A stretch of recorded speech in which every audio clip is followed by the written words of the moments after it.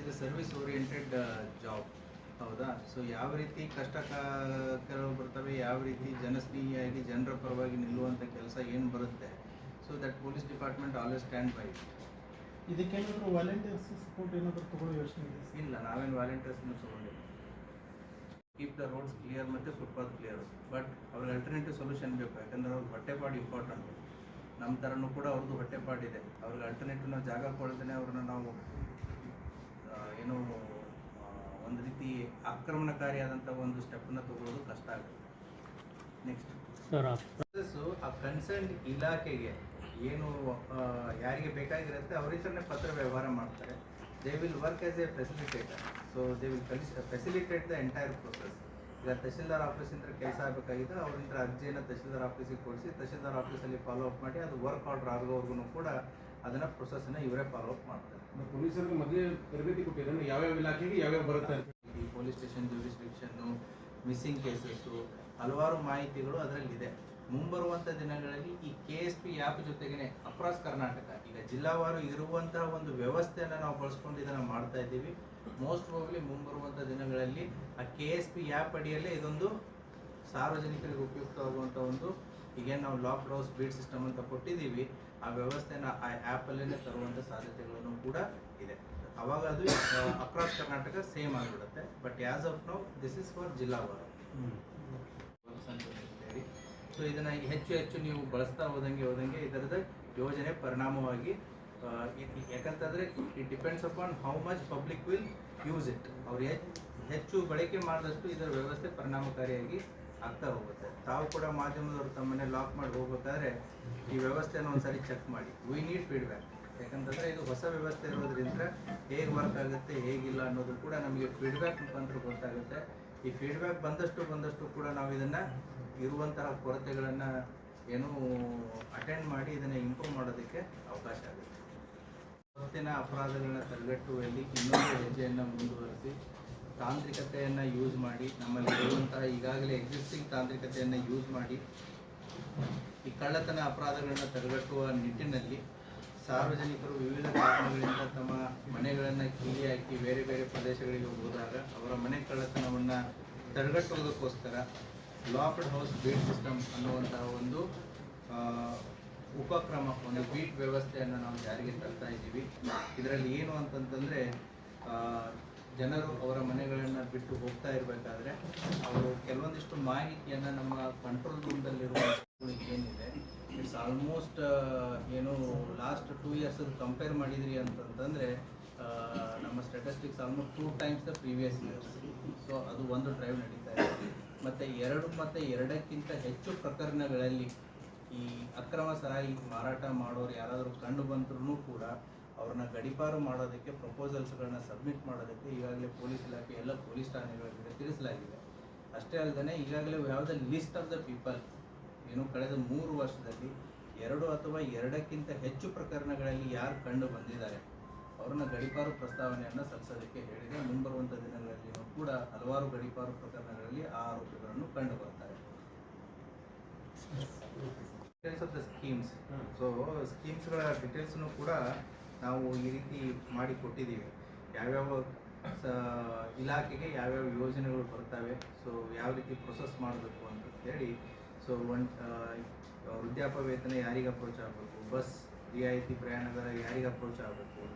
So ಆ ರೀತಿಯಾಗಿ ಅವ್ರಿಗೆ ಈಗಾಗಲೇ ನಾವು ಅದರ ಬಗ್ಗೆ ಮಾಹಿತಿಯನ್ನು ಕೊಟ್ಟು ಅವರು ಬೀಟ ವ್ಯವಸ್ಥೆ ಅಂತ ಹೋದಾಗ ಆಸರೆ ಅಂತ ಸ್ಕೀಮಿನ ಆಸರೆ ಯೋಜನೆ ಅಂತ ಹಳ್ಳಿಗಳಿಗೆ ಹೋದಾಗ ಆ ಸಮಸ್ಯೆಗಳನ್ನು ಗುರ್ತಾಕೋತಾರೆ. ಕೆಲವೊಂದು ಸಮಸ್ಯೆಗಳು ಹೊಸದಾಗಿ ಬರುತ್ತೆ.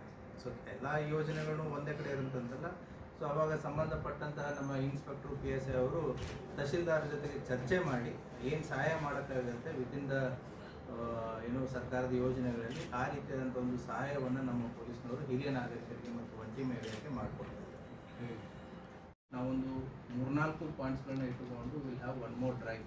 ಏನು ಅಂತಂತಂದರೆ ಈ ಆ್ಯಂಟಿ ಡ್ರಗ್ ಕಮಿಟಿ ಅನ್ನೋದನ್ನು ಕೂಡ ನಾವು ಮಾಡಬೇಕು ಅಂತ ಇದ್ದೀವಿ. ಜೂನ್ಗೆ ಸ್ಟಾರ್ಟ್ ಆಗುತ್ತೆ. May 15th ಆನ್ವರ್ಡ್ಸ್ ನಾವು ಇದನ್ನು ವರ್ಕನ್ನು ಸ್ಟಾರ್ಟ್ ಮಾಡ್ತೀವಿ.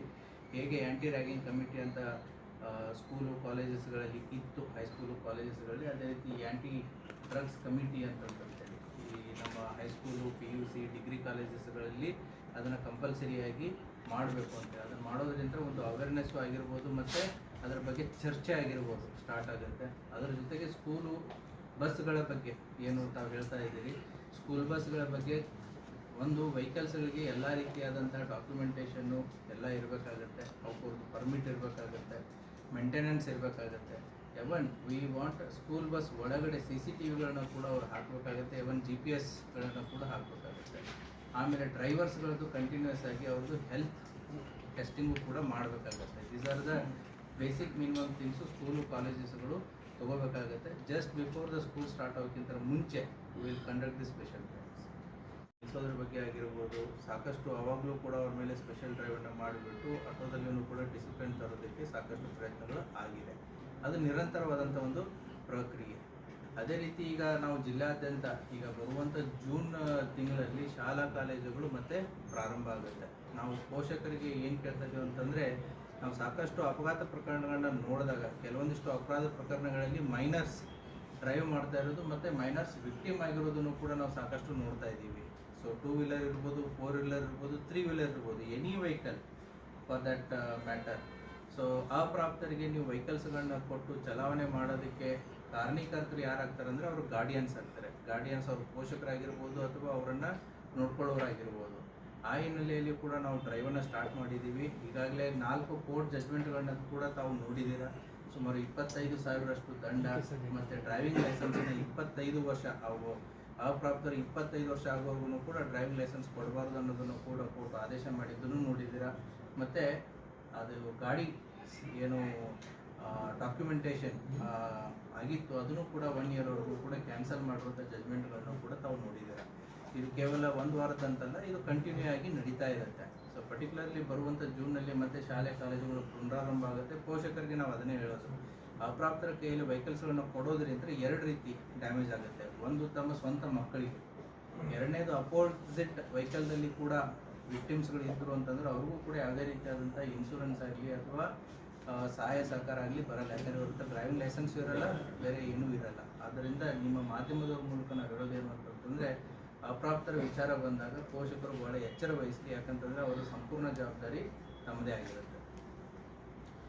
ಒಟ್ಟು 14 ಜನ ಅವಕಾಶ ವಂಚಿತರಾಗಿದ್ದರು. ಅವುಗಳನ್ನ ಗುರುತಿಸಿ ಅದನ್ನು ಕನ್ಸರ್ನ್ ಇಲಾಖೆಗಳಿಗೆ ಅವರ ಅಪ್ಲಿಕೇಶನನ್ನು ಹಾಕಿ ಅವರಿಂದ ಆದೇಶ ಕಾಪಿಗಳನ್ನು ಕೂಡ ಅವರಿಗೆ ಒಯ್ದು ಕೊಟ್ಟಿದ್ದಾರೆ. ಅದೇ ರೀತಿ ವಿಧವಾ ವೇತನ ಯೋಜನೆ ಒಟ್ಟು 16 ಜನಕ್ಕೆ, ವಿಕಲಚೇತನ ಪೋಷಣಾ ಯೋಜನೆ 8 ಜನಕ್ಕೆ, ಇಂದಿರಾ ಗಾಂಧಿ ರಾಷ್ಟ್ರೀಯ ಪಿಂಚಣಿ ಯೋಜನೆ 6 ಜನಕ್ಕೆ, ಹಿರಿಯ ನಾಗರಿಕರ ಗುರುತಿನ ಚೀಟಿ ಒಟ್ಟು 10 ಜನಕ್ಕೆ, ಸಂಧ್ಯಾ ಸುರಕ್ಷಾ ಯೋಜನೆ ಒಟ್ಟು 6 ಜನಕ್ಕೆ. ಅದೇ ರೀತಿ ಕೆಲವೊಂದು ಜನರ ಮನೆಗೆ ಕರೆಂಟ್ ಸಂಪರ್ಕ ಇನ್ನೂ ಕೆಲವೊಂದು ಜನಕ್ಕೆ ಬಂದಿದ್ದಿಲ್ಲ, ಅದು ಕೂಡ ಕುಂದುಕೊರತೆ ಆಲಿಸುವಂಥ ಸಂದರ್ಭದಲ್ಲಿ ಬಂದಿತ್ತು. ಅವರಿಗೆ ಭಾಗ್ಯಜ್ಯೋತಿ ಯೋಜನೆಯಡಿಯಲ್ಲಿ ವಿದ್ಯುತ್ ಸಂಪರ್ಕವನ್ನು ಕೂಡ ಒಟ್ಟು 6 ಜನರಿಗೆ. ಕೆಲವೊಂದು ಜನ ಸರ್ಕಾರದಿಂದ ಉಚಿತ ಕಣ್ಣಿನ ಶಸ್ತ್ರಚಿಕಿತ್ಸೆ, ಪೊಲೀಸ್ ಹೋದಾಗ ಅವ್ರ ಸಮಸ್ಯೆಗಳಂತಂದರೆ ಅವ್ರದ್ದು ಆರೋಗ್ಯದ ಸಮಸ್ಯೆಗಳನ್ನು ಹೇಳಿದಂಥ ಉದಾಹರಣೆಗಳಿದ್ದಾವೆ. ಒಟ್ಟು 3 ಜನಕ್ಕೆ ಕಣ್ಣಿನ ಶಸ್ತ್ರಚಿಕಿತ್ಸೆ ಉಚಿತವಾಗಿ ಸರ್ಕಾರದ ಯೋಜನೆಯಡಿಯಲ್ಲಿ ಮಾಡಿಸಿಕೊಟ್ಟಿದ್ದಾರೆ. ಅಷ್ಟೇ ಅಲ್ಲದೆ ಬ್ಯಾಂಕ್ ಮತ್ತು ಅಂಚೆ ಕಚೇರಿಯಲ್ಲಿ ಖಾತೆಗಳನ್ನು ಕೂಡ ಅವರಿಗೆ ತೆರೆಸಿಕೊಡುವಂಥ ಕೆಲಸವನ್ನು ಮಾಡಿದ್ದಾರೆ. ಈ ರೀತಿ ಒಟ್ಟು 73 ಸಕ್ಸಸ್ಫುಲ್ಗಳನ್ನು ನಮ್ಮ ಬೀಟ್ ಸಿಬ್ಬಂದಿ ಈಗಾಗಲೇ ಮಾಡಿದ್ದಾರೆ. ಈಗಲೂ ಕೂಡ ಇದು ಎಲ್ಲ ಬೀಟ್ಗಳಲ್ಲಿಯೂ ಕೂಡ ಜಾರಿ ಇದ್ದು ಇನ್ನೂ ಹಲವಾರು ಏನೋ ಈ ರೀತಿ ಇರುವಂತಹ ಹಿರಿಯ ನಾಗರಿಕರಾಗಿರ್ಬೋದು ಮತ್ತು ಒಂಟಿ ಮಹಿಳೆಯರನ್ನು ಗುರುತಿಸಿ ಅವರಿಗೆ ಅನುಕೂಲ ಮಾಡಿಕೊಡುವಂಥ ಒಂದು ಕೆಲಸವನ್ನು ಜನಸ್ನೇಹಿ ಪೊಲೀಸ್, ಜನರ ಪರವಾಗಿ ಇರುವಂಥ ಒಂದು ಪೊಲೀಸ್ ವ್ಯವಸ್ಥೆಯನ್ನು ನಮ್ಮ ಬೀಟ್ ಸಿಬ್ಬಂದಿಗಳು ಜಾರಿಯನ್ನು ತಂದಿದ್ದಾರೆ. ಈ ಯೋಜನೆಯನ್ನು ಜಿಲ್ಲೆಯ ಎಲ್ಲ ಅಧಿಕಾರಿ ಮತ್ತು ಸಿಬ್ಬಂದಿ ವರ್ಗದವರು ಯಶಸ್ವಿಯಾಗಿ ಮಾಡ್ತಾ ಇದ್ದಾರೆ. ಇದನ್ನು ಇನ್ನೂ ಕಂಟಿನ್ಯೂ ಮಾಡ್ತಾ ಇದ್ದಾರೆ. ಮುಂಬರುವಂಥ ದಿನಗಳಲ್ಲಿ ಈ ಸಂಖ್ಯೆ ಇನ್ನೂ ಹೆಚ್ಚಾಗುತ್ತೆ. ಈ ಕಾರ್ಯಕ್ರಮವನ್ನು ಏನು ರಾಜ್ಯ ಸರ್ಕಾರ ಒಂದು ಉದ್ದೇಶದಿಂದ ಇದನ್ನು ತಂದಿತ್ತು, ಅದನ್ನು ಅರ್ಥಪೂರ್ಣವಾಗಿ ವಿಜಯಪುರ ಜಿಲ್ಲಾ ಪೊಲೀಸ್ನವರು ಮಾಡ್ತಾ ಇದ್ದಾರೆ. ಹೆಚ್ಚಿನ ಸಂಬಂಧೀಯ ಫೋಟೋ ಮತ್ತು ಎಷ್ಟು ದಿನದವರೆಗೆ ಅವರು ಆ ಮನೆಯನ್ನು ಲಾಕ್ ಮಾಡಿ ಹೋಗ್ತಾ ಇದ್ದಾರೆ ಅನ್ನೋ ಒಂದು ಮಾಹಿತಿಯನ್ನು ನಮ್ಮ ಕಂಟ್ರೋಲ್ ರೂಮ್ದಲ್ಲಿರುವಂತಹ ಈ ಕೆಳಗಿನ ವಾಟ್ಸಪ್ ನಂಬರ್ 8277970747 ಅನ್ನುವಂಥ ಒಂದು ನಂಬರಿಗೆ ವಾಟ್ಸಪ್ಪನ್ನು ಕಳಿಸಿದರೆ ನಮ್ಮ ಕಂಟ್ರೋಲ್ ರೂಮ್ ಮುಖಾಂತರ ಇದು ಆಯಾ ಪೊಲೀಸ್ ಠಾಣೆಯ ಸಿಬ್ಬಂದಿಗಳಿಗೆ ಮಾಹಿತಿ ಹೋಗುತ್ತೆ. ಸೊ ರಾತ್ರಿ ನೈಟ್ ರೌಂಡ್ಸ್ ಬೀಟಲ್ಲಿರುವಂಥ ಸಿಬ್ಬಂದಿಗಳಿಗೆ ಈ ಮಾಹಿತಿ ರವಾನೆ ಆಗುತ್ತೆ. ನೈಟಲ್ಲಿ ಅವರ ಮನೆಗಳಿಗೆ ಪೊಲೀಸ್ ಹೋಗಿಬಿಟ್ಟು ಅದನ್ನು ಪರಿಶೀಲಿಸಿ ಒಂದು ಚೆಕ್ಕನ್ನು ಮಾಡುವಂಥ ಒಂದು ವ್ಯವಸ್ಥೆಯನ್ನು ಮಾಡಿದ್ದಾರೆ. ಆಮೇಲೆ ಸಾರ್ವಜನಿಕರು ಶೇರ್ ಮಾಡುವಂತಹ ತಮ್ಮ ಮಾಹಿತಿಯನ್ನು ಇಲ್ಲಿ ಇಲಾಖೆ ಅಡಿಯಲ್ಲಿ ಗೌಪ್ಯವಾಗಿ ಇಡಲಾಗುವುದು.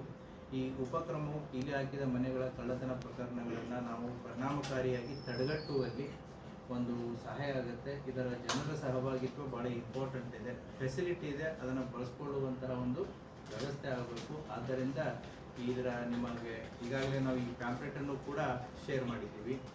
ಈ ಪ್ಯಾಂಪ್ಲೆಟಲ್ಲಿ ಏನು ನಮಗೆ QR ಕೋಡು ಇದೆ, QR code opens the control room WhatsApp number, control room ನಮ್ಮ ವಾಟ್ಸಪ್ ನಂಬರು ಕೊಟ್ಟಿದ್ದೀವಿ ಇದರಲ್ಲಿ. ಸೊ ಅದರಲ್ಲಿ ಜನ ನಮಗೆ ಲಾಕ್ಡ್ ಹೌಸಸ್ ಅಂದರೆ ಮನೆಯಲ್ಲಿ ಇರದೇ ಇದ್ದಾಗ ಅವ್ರು ಹೋಗ್ಬೇಕಾದ್ರೆ ಏನೇನು ಮಾಹಿತಿಯನ್ನು ಈ ನಂಬರಿಗೆ ಶೇರ್ ಮಾಡಬೇಕು ಅನ್ನುವಂಥದ್ದನ್ನು ಏನು ಕೊಡೋದಕ್ಕೆ ತಿಳಿಸಲಾಗಿದೆ. ಅದೇ ರೀತಿ ಈ ಮಾಹಿತಿಯನ್ನು ಕೊಟ್ಟಾಗ ನಮ್ಮ ಕಂಟ್ರೋಲ್ ರೂಮ್ದಲ್ಲಿ ಇದು ಎವ್ರಿಡೇ ಮಾಹಿತಿ ಕಂಪೈಲ್ ಆಗ್ತಾ ಹೋಗುತ್ತೆ. ಸೊ ಸಾಯಂಕಾಲ ಹೊತ್ತು ಆ ಮಾಹಿತಿಯನ್ನು ನಾವು ಕನ್ಸರ್ನ್ ಪೊಲೀಸ್ ಠಾಣೆಗೆ ಕೊಟ್ಟು ರಾತ್ರಿ ಬೀಟ್ ವ್ಯವಸ್ಥೆ ಏನಿದೆ ಆ ಸಂದರ್ಭದಲ್ಲಿ ಅವರ ಮನೆಗೆ ರಾತ್ರಿ ಹೊತ್ತು ವಿಸಿಟ್ ಮಾಡಿ ಪರಿಶೀಲನೆ ಮಾಡಿ ಒಂದು ರಕ್ಷಣೆ ಮಾಡುವಂಥ ಕಾರ್ಯವನ್ನು ಪೊಲೀಸರು ಮಾಡ್ತಾರೆ. ಸೊ ಇದಕ್ಕೆ ಈಗಾಗಲೇ ಇದನ್ನು ಏನು ಮಾನ್ಯ ಗೃಹ ಮಂತ್ರಿಯವರು ಕರ್ನಾಟಕ ರಾಜ್ಯಾದ್ಯಂತ ಜಾರಿಗೆಯನ್ನು ತರೋದಕ್ಕೆ ಹೇಳಿದ್ದಾರೆ. ಈಗಾಗಲೇ ನಮ್ಮ ಇಲಾಖೆಯನ್ನು ಕೂಡ ಕೆಲವೊಂದಿಷ್ಟು ನಗರಗಳಲ್ಲಿ ಕೆಲವೊಂದಿಷ್ಟು ಸಿಟಿಗಳಲ್ಲಿ ಇದನ್ನು ಜಾರಿಗೆ ತಂದಿದ್ದಾರೆ. ಇವತ್ತಿಂದ ನಾವು ನಮ್ಮ ಜಿಲ್ಲೆಯಾದ್ಯಂತ ಇದನ್ನು ನಾವು ಜಾರಿಗೆ ತರ್ತಾ ಇದ್ವಿ. ಆದ್ದರಿಂದ ಸಾರ್ವಜನಿಕರು ಈ ಇರುವಂಥ ಒಂದು ವ್ಯವಸ್ಥೆಯನ್ನು ಲಾಕ್ಡ್ ಹೌಸಸ್ ಬೀಟ್ ಸಿಸ್ಟಮ್ ಅನ್ನುವಂಥ ಒಂದು ವ್ಯವಸ್ಥೆಯನ್ನು ನಾವು ಹೆಚ್ಚು ಬಳಸ್ಕೊಂಡಾಗೆ ಅದು ನಮಗೆ ಸಾರ್ವಜನಿಕರಿಗೆ ಅನುಕೂಲ ಆಗುತ್ತೆ. ಇದರ ಬಗ್ಗೆ ಮಾಧ್ಯಮದವರು ಹೆಚ್ಚಿನ ಪ್ರಚುರಪಡಿಸಿ ಇದನ್ನು ಸಾರ್ವಜನಿಕರಿಗೆ ಒಂದು ಪೊಲೀಸರ ಜೊತೆಗೆ ಸಾರ್ವಜನಿಕರ ಸಹಕಾರ ಇದ್ದು ಪೊಲೀಸರು ಅದನ್ನು ಅಟೆಂಡ್ ಮಾಡೋದಕ್ಕೆ ಅನುಕೂಲ ಆಗುತ್ತೆ. ಆಮೇಲೆ ಈ ಅಪರಾಧ ಕಳ್ಳತನದ ಪ್ರಕರಣಗಳನ್ನು ತಡೆಗಟ್ಟುವಲ್ಲಿ ನಮಗೆ ಅನುಕೂಲ ಆಗುತ್ತೆ. ಬಂದಿರುವಂತಹ ಎಲ್ಲ ಮಾಧ್ಯಮ ಮಿತ್ರರಿಗೆ ಸ್ವಾಗತವನ್ನು ಕೋರುತ್ತಾ, ಇವತ್ತು ನಾವು ವಿಜಯಪುರ ಜಿಲ್ಲೆಯಲ್ಲಿ 2 ವಿಚಾರಕ್ಕೆ ತಮ್ಮನ್ನು ನಾವಿಲ್ಲಿ ಕರೆದಿದ್ದೀವಿ. ಒಂದು, ಪೊಲೀಸ್ ಇಲಾಖೆಯು ರಾಜ್ಯಾದ್ಯಂತ ಹಿರಿಯ ನಾಗರಿಕರು ಮತ್ತು ಒಂಟಿ ಮಹಿಳೆಯರ ಸುರಕ್ಷತೆಯ ಕುರಿತಾಗಿ ಆಸರೆ ಎನ್ನುವಂತಹ ಕಾರ್ಯಕ್ರಮವನ್ನು ನಮ್ಮ ಘನ ಸರ್ಕಾರ ಮತ್ತು ನಮ್ಮ ಗೃಹ ಸಚಿವರು ಮತ್ತು ನಮ್ಮ DGP ಸಾಹೇಬರು ಇದನ್ನು ಜಾರಿಗೆ ತಂದಿದ್ದರು. ಇದರನ್ನು ಮೂಲ ಉದ್ದೇಶ ಏನು ಅಂತಂತಂದರೆ ಏಕಾಂಗಿಯಾಗಿ ವಾಸಿಸುವ ಹಿರಿಯ ನಾಗರಿಕರಿಗೆ ಮತ್ತು ಒಂಟಿ ಮಹಿಳೆಯರಿಗೆ ಸುರಕ್ಷತೆಯ ಭಾವ ಮತ್ತು ಅವರಲ್ಲಿ ಒಂಟಿ ಭಾವನೆಯನ್ನು ಹೋಗಲಾಡಿಸಿ ಅವರ ಕುಂದುಕೊರತೆಗಳನ್ನು ನೀಗಿಸೋದರಲ್ಲಿ ಈಗಾಗಲೇ ನಾವು ಏನು ಮನೆ ಮನೆ ಪೊಲೀಸಿಂಗ್ ಕಾರ್ಯವನ್ನು ನಾವು ಮಾಡ್ತಾ ಇದ್ದೀವಿ. ಅದರ ಭಾಗವಾಗಿ ಹಿರಿಯ ನಾಗರಿಕರು ಮತ್ತು ಒಂಟಿ ಮಹಿಳೆಯರ ಭದ್ರತೆ ಮತ್ತು ಸುರಕ್ಷತೆ ಮತ್ತು ಭರವಸೆಯನ್ನು ತರುವಂಥ ಕಾರ್ಯವನ್ನು ಕೂಡ ಪೊಲೀಸ್ ಇಲಾಖೆ ಜಾರಿಗೆ ತಂದಿತ್ತು. ಇದನ್ನು ಕಳೆದು ಹಲವಾರು ತಿಂಗಳಿಂದ ನಾವು ಇದನ್ನು ಎಲ್ಲ ಬೀಟ್ ನಮ್ಮ ಜಿಲ್ಲೆಯಲ್ಲಿರುವಂಥ ಒಟ್ಟು 329 ಬೀಟ್ಗಳಲ್ಲಿಯೂ ಕೂಡ ಇದನ್ನು ಜಾರಿಗೆ ತಂದಿದ್ದೀವಿ. ಈಗಾಗಲೇ ಕಾರ್ಯಾಚರಣೆಯನ್ನು ಕೂಡ ನಡೀತಾ ಇದೆ. ಈ 329 ಬೀಟ್ ಸಿಬ್ಬಂದಿ ತಮ್ಮ ಬೀಟ್ ವ್ಯಾಪ್ತಿಯಲ್ಲಿ ವಾಸಿಸುವಂತಹ ಏಕಾಂಗಿಯಾಗಿ ವಾಸಿಸುವಂಥ ಹಿರಿಯ ನಾಗರಿಕರ ಮನೆಗಳನ್ನು ಗುರುತಿಸುವುದು, ಒಂಟಿ ಮಹಿಳೆಯರಿರುವಂಥ ಮನೆಗಳನ್ನು ಗುರುತಿಸಿ ಅವರಿಗೆ ಒಂದು ಭದ್ರತೆ ಮತ್ತು ಸುರಕ್ಷತೆ ಮತ್ತು ಸಮಸ್ಯೆಗಳನ್ನು ಕುಂದುಕೊರತೆಗಳನ್ನು ಆಲಿಸುವಂಥ ಒಂದು ಕಾರ್ಯವನ್ನು ಮಾಡ್ತಾ ಇದ್ದಾರೆ.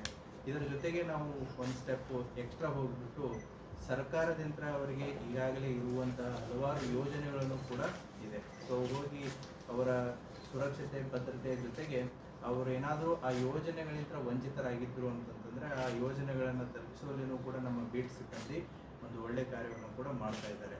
ಜಿಲ್ಲಾಧಿಕಾರಿಗಳಿಂದ ಅವ್ರಿಗೆ ಇರುವಂತಹ ಎಲ್ಲ ಸೌಲಭ್ಯ ಯೋಜನೆಗಳ ಕುರಿತಾದಂಥ ಒಂದು ವಿಸ್ತೃತವಾದಂಥ ಮಾಹಿತಿಯನ್ನು ಪಡೆದುಕೊಂಡು ಅದನ್ನು ನಾವು ಬೀಟ್ ಸಿಬ್ಬಂದಿಗೆ ಕೊಟ್ಟು ಅವರು ಹಿರಿಯ ನಾಗರಿಕರಿಗೆ ಸಂಬಂಧಪಟ್ಟಂತಹ ಕಾನೂನುಗಳಿಗೆ ಸಂಬಂಧಪಟ್ಟಂತೆ ತಂದೆ ತಾಯಿ ಮತ್ತು ಹಿರಿಯ ನಾಗರಿಕರ ಪಾಲನೆ ಪೋಷಣೆ ಮತ್ತು ಕಲ್ಯಾಣಕ್ಕೆ ಸಂಬಂಧಪಟ್ಟಂತೆ